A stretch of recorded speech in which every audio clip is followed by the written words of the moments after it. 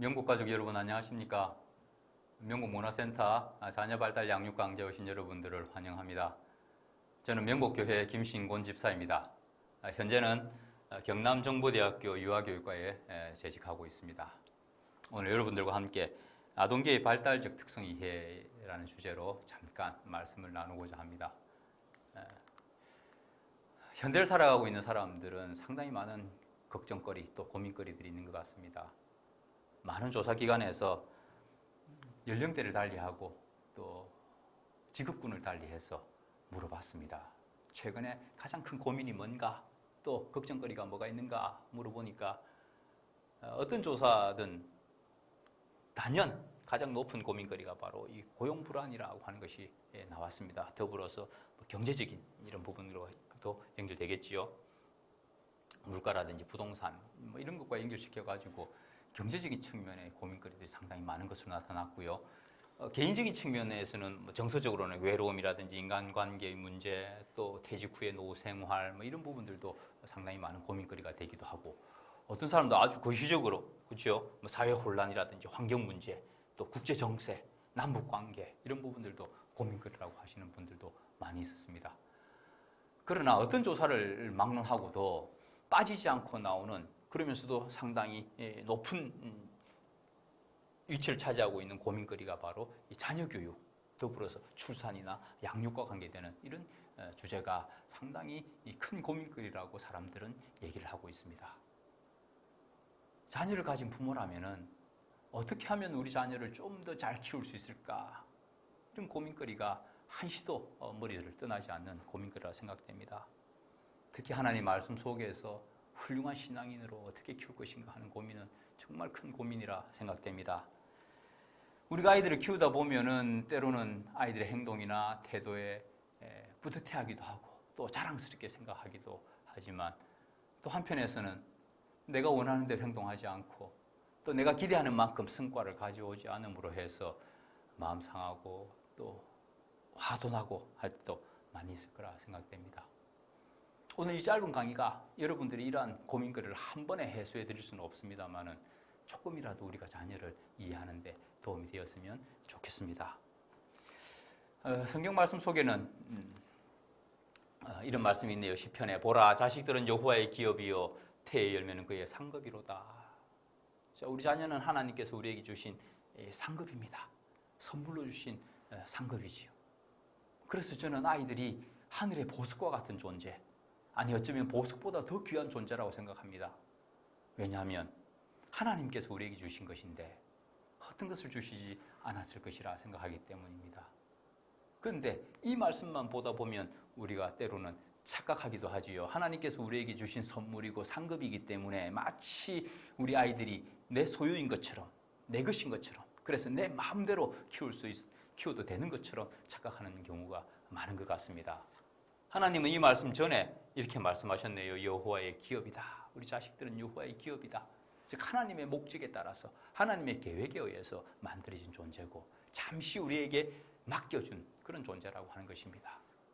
그 짧은 기간 우리에게 맡겨진 그 기간 동안 우리가 아이들을 보살피고 배려하고 또 키우고 하는 이런 것들은 우리에게 부모들에게 맡겨진 책임이 아닌가 그렇게 생각을 합니다.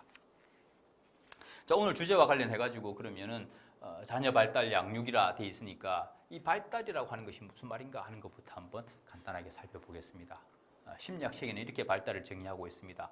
발달은 수정에서부터 죽음에 이르기까지 인간의 전 생애를 통해 일어나는 모든 변화의 양상과 과정이다 이렇게 얘기를 하고 있습니다. 즉 수정 순간부터 목숨이 끊어지는 그 순간까지 일어나는 우리 인간에게서 일어나는 모든 변화, 그 변화 속에는 성장하고 성숙하고 또 세상에 태어나서 이 세상에 적응하고 또 적응하기 위해서 배워야 될 것들을 배우고, 그래서 이 사회가 원하는 이 사회의 모습 속에서 잘 살아가기 위해서 사회화되어가는 이런 과정들을 발달이라 그렇게 얘기를 하고 있습니다. 자, 여기서 한번 보십시오. 발달이라고 하는 것은 수중에서 죽음까지입니다. 자, 죽음 이후에는 그럼 발달이 있다 없다? 없다는 말이죠. 죽으면 변화도 없다라는 얘기입니다. 그렇다면은 자, 살아있는 동안에, 즉 이 생명체라고 하는 것이죠. 살아있는 동안에는 계속해서 인간은 끊임없이 변화하고 발달하고 성장하고 성숙해 가는 그런 존재라고 하는 것이지요. 우리가 어떻게 발달시킬 수 또는 성장시킬 수 있는 그런 존재가 아니라는 것입니다. 은사님 중에 정말 자녀를 번듯하게 잘 키우신 분이 계셨습니다. 사람들은 그 은사님을 볼 때마다 이렇게 얘기하지요. 교수님 정말 아들 잘 키우셨네요. 그럴 때 이 교수님은 항상 이렇게 말씀하십니다. 내가 뭘 키워 지가 컸지.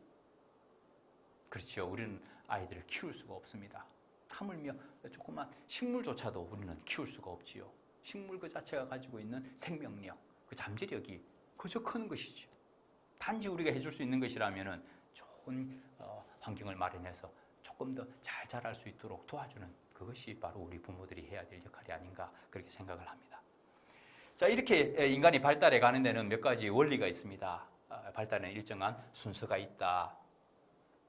발달이 아무렇게나 일어나는 것이 아니라는 것이죠. 이미 프로그램되어 있는 그 순서에 따라서 발달이 일어나게 되는데 대체로 머리 부분부터 발달하고 저 발끝으로 발달이 진행되어 가고요.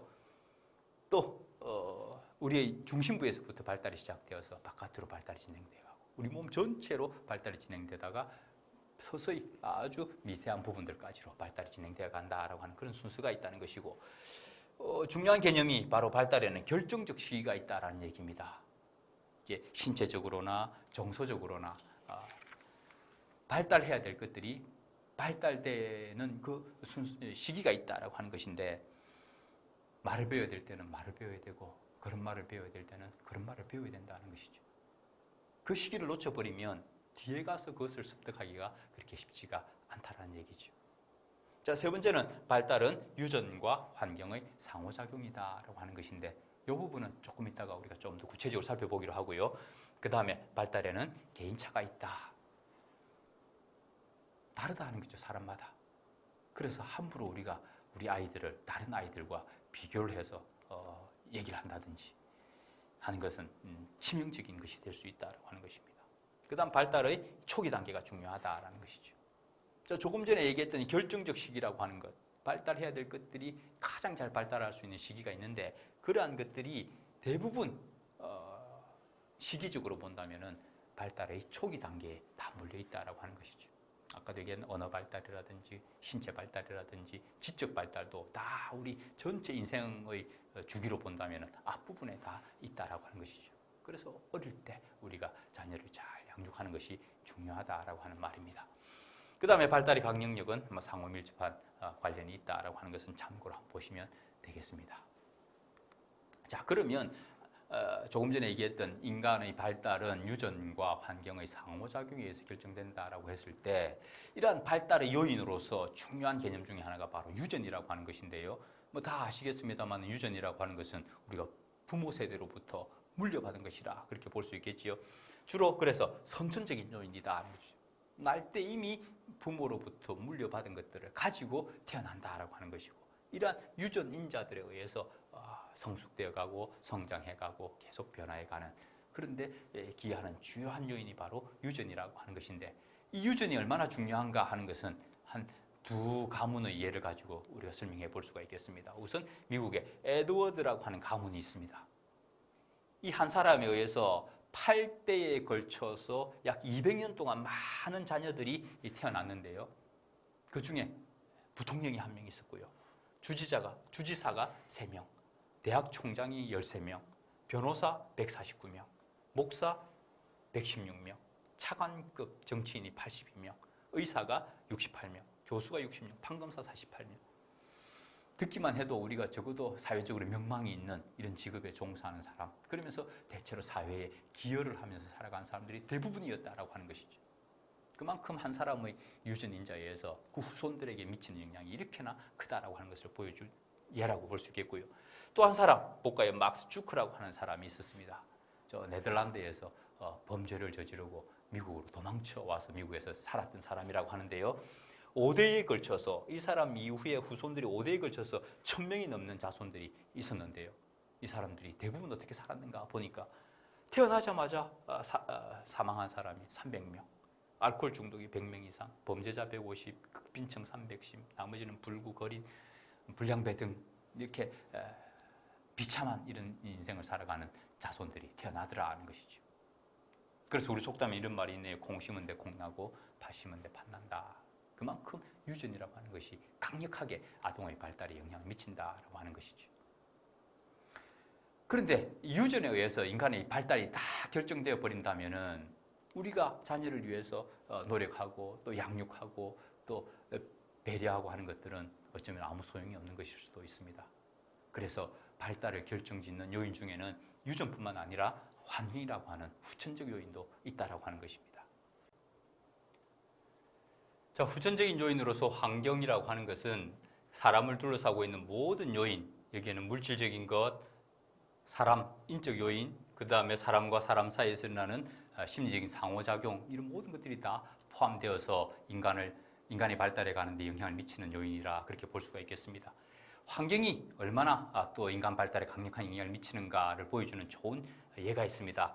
벌써 한 200년 전이죠. 1800년경에 프랑스의 아베롱 숲에서 발견된 늑대 소년 얘기입니다. 이 숲속에 아주 빠르게 움직여 다니는 한 물체가 발견되었습니다. 사람들은 저게 무엇인가 하고 살펴보니까 자세히 보니까 사람의 모습이라는 것이죠. 근데 하는 행동을 보니까 늑대의 행동을 하더라는 것입니다. 그래서 저기 사람이니까 우리가 생포해야 되겠다. 그래서 생포에 와서 자세히 살펴보니까 정말 사람이었습니다. 알고 보니까 어릴 때 늑대에게 물려가서 늑대에 의해서 자라서 늑대의 모습으로 살아가는 그런 사람이었습니다. 그래서 프랑스 파리로 데려가서 젊은 의사가 사람으로 한번 살아가게 만들어 보려고 정말 애를 썼습니다. 한 5년 정도 그렇게 훈련을 시키니까 처음에는 말도 못하고 울부짖기만 하고 익힌 음식을 먹지도 않고 날 것을 먹으려고 하던 이 소년이 조금씩 변화되어 가지고 이제 몇 마디 말도 하게 되고 직립보행을 하게 되고 익힌 음식도 먹게 되었는데, 그러나 결국 몇 년 살지 못하고 죽었다라고 하는 것이죠. 아마 이 사람이 발견되지 못하고 그냥 계속 숲속에 살았으면 정말 늑대의 모습으로 살아갔을지도 모른다는 얘기죠. 인간의 모습으로 태어났지만 늑대 환경이 자라면 늑대처럼 살아가야 된다라고 하는 것입니다. 또 그것을 보여주는 좋은 예가 맹모 삼천지교라고 하는 얘기지요. 맹자의 어머니가 맹자를 교육하기 위해서 3번 이사했다라고 하는 그런 얘기입니다. 처음에는 상여 집 옆에 살았다고 합니다. 그러다 보니까 맹자가 계속 그 곡하는 걸 따라하기도 하고 뭐 장사 지내는 이런 모습을 흉내내고 따라하던데, 그래서 안 되겠다 싶어서 이사 간 곳이 시장이었습니다. 근데 또 시장 옆에 가니까 맹자가 하는 일이 이 장사하시는 분들의 행동을 따라하고, 그래서 맹자 어머니가 이제 마지막으로 서당 옆에 이사 가니까 글 읽는 모습을 흉내내고 따라하더라는 것이죠. 그만큼 환경이 이 아이의 행동에 또 변화되고 발달되는 데 영향을 미친다라고 하는 것인데, 이 가소성이라는 단어가 있습니다. 가소성. 원하는 대로 다양한 모습으로 발달시킬 수 있다라고 하는 것이죠. 어릴 때 우리가 찰흙놀이를 해본 적이 있었지요. 말랑말랑한 찰흙은 그 찰흙을 가지고 내가 만들고 싶은 어떤 모양으로든지 간에 다 만들 수가 있다라고 하는 것입니다. 그렇게 만들어 놓고 그늘에 잘 말리면 그런 모습으로 나타나게 된다는 것인데, 이 말랑말랑할 때라고 하는 것은 인간으로 따지면 아까 얘기한 초기 단계, 어린 시절에는 우리가 어떤 모습으로 만들어가지고 만들기가 쉬워진다라고 하는 것입니다. 자, 그러나 인간이 발달하는 데는 또 이런 환경적인 것이 다는 아닐 거라고 하는 것입니다. 우리가 마음대로 가소성이 있다 해가지고 내 마음대로 만들어지냐 하는 것은 아닐 거라는 것이죠. 이 찰흙으로는 내가 원하는 모습을 만들 수 있지만 찰흙을 가지고 쇠붙이를 만들 수는 없다라고 하는 것이죠. 찰흙으로 나무 토막을 만들 수는 없다라고 하는 것입니다. 그래서 타고난 본성이 중요하다는 것인데, 결국은 인간의 발달을 결정짓는 요인은 유전과 환경의 상호작용이다라고 하는 것입니다. 문제는 유전적인 측면에서는 이제 우리 부모님들이 더 이상 자녀에게 뭔가 해줄 수 있는 게 없습니다. 이미 우리 아이들은 태어날 때 부모로부터 유전적인 것은 다 물려받아서 태어났다라고 하는 것이죠. 그럼 이제 우리 부모들이 관심을 가져야 될 부분은 환경적인 부분입니다. 아유, 저게 누굴 닮아서 저런 너. 이제 그걸 우리가 얘기해본들 소용이 없다라고 하는 것이죠. 그래서 아이가 갖고 태어난 그 본성적인 부분에서 어떤 부분에 잠재성이 있는가를 보고 그 잠재성이 잘 발휘될 수 있는 환경을 마련해 주는 것이 바로 우리 부모들의 책임이 아닌가 생각합니다. 물론 어떤 것들은 타고난 재능이나 소질이나 기질이 후천적인 환경에 의해서 잘 잘 바뀌는 부분도 있고 또 잘 바뀌지 않는 부분들도 있습니다. 나는 눈이 갈색인데 나는 초록색 눈을 갖고 싶다. 그래서 지금부터 나는 초록색 풀잎, 저희 채소만 먹고 한다고 해서 내 눈이 초록색으로 바뀌지는 않는다는 것이죠. 나는 왜 머리색이 검정색이니까 나는 금발을 갖고 싶다. 그래서 지금부터 노란색, 바나나, 감귤 이런 것들만 계속 먹는다 해가지고 내 머리칼이 금발이 되지는 않는다라고 하는 것이죠.